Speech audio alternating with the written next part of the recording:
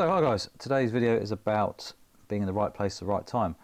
Right place, right time for this field vole. Just popped to my parents' place and always have the camera with me just in case, so sneaked to the car, got the camera out, managed to get a little bit of video of this vole here and also a couple of shots, but it moves so quick. Any slight movement or sound or anything like that is gone. Managed to get this shot here, the 100 to 400 on the A7R4. And the A7R4 and the 100 to 400 make a really good combination for sort of bugs and stuff like that, because you can get quite close. It's not a macro lens by any means, but it allows me to stand back a bit, and at 400mm I can actually get some relatively good shots of bugs and stuff like that. After being at parents' place, I went down to one of my favourite spots, Pet Level, where there's plenty of wildlife. It was a lovely day. Just a few snaps here or there, some of the wildfowl and the seagulls and everything flying, you know, and just practicing really, just you know, seeing what I could capture. There was plenty about, a few red kite and buzzard, but they were a bit too far away sadly. As you can see here, the seagulls landing. It's quite funny because they're sort of bullying each other for that post. So you get one come in, another one comes in and pushes it off. But as you can see here, A7R4, no problem at all with birds in flight, and they're moving quite quickly. You know, so it worked really well. There's a bit of bullying going on. It's quite amusing to watch. And then just a little bit of, I never really used the S&Q mode. It's obviously slow motion. It's at 100 frames per second I had it set at. So here's 100 frames per second, slow down a little bit more of the waves coming in, and it's quite nice to be able to have. I know with the RX10 Mark IV, which we love, or some of us love owning and using, the fact that you have up to 1,000 frames per second on that is brilliant. Most of the time I use it between 250 and 500 because the quality does drop unless you're quite close to something. You do lose a bit of detail because it's upscaled. But the S&Q mode actually works quite nicely on the A7R4. It's just handy to have, just a quick flick of the switch and then you've got to use it, and then you flick it back to manual or whatever mode you're using it in, and it goes back to whatever the other preset was that you had set. So it's there if you need to use it. There's no sound though, it's just slow motion video, so works really nicely. As you can see there, it's quite cool to capture stuff like that.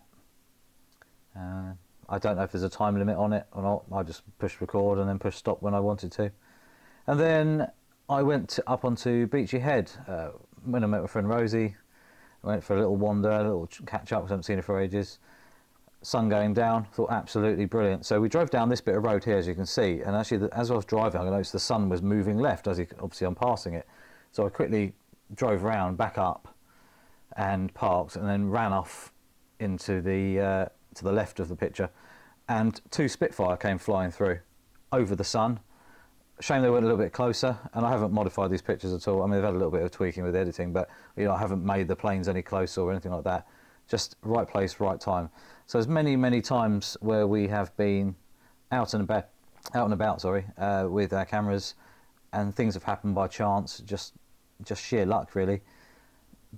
And you know, a lot of the time that is photography at its best. You know, you don't know what's going to happen.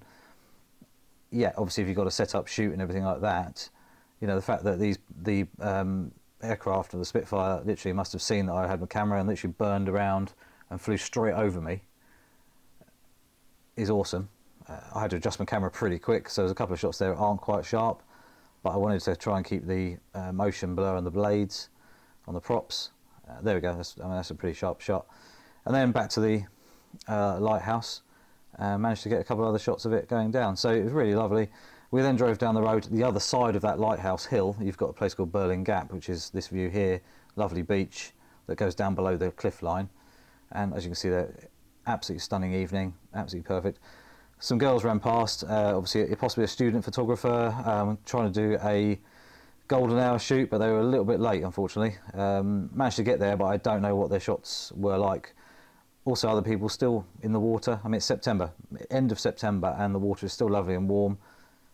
Another photographer there, and that's kind of it really. It just shows you that, you know, always be ready just in case, because you never know what you're going to capture. And I was very lucky that I had my 100 or 400 on, and also you know, set up ready. And if I hadn't stopped the car and gone, oh stuff it, I'll turn around and go back up the road quickly, I would have missed those shots completely. So anyway, hope you enjoyed the video. I know it's very quick, but is what it is.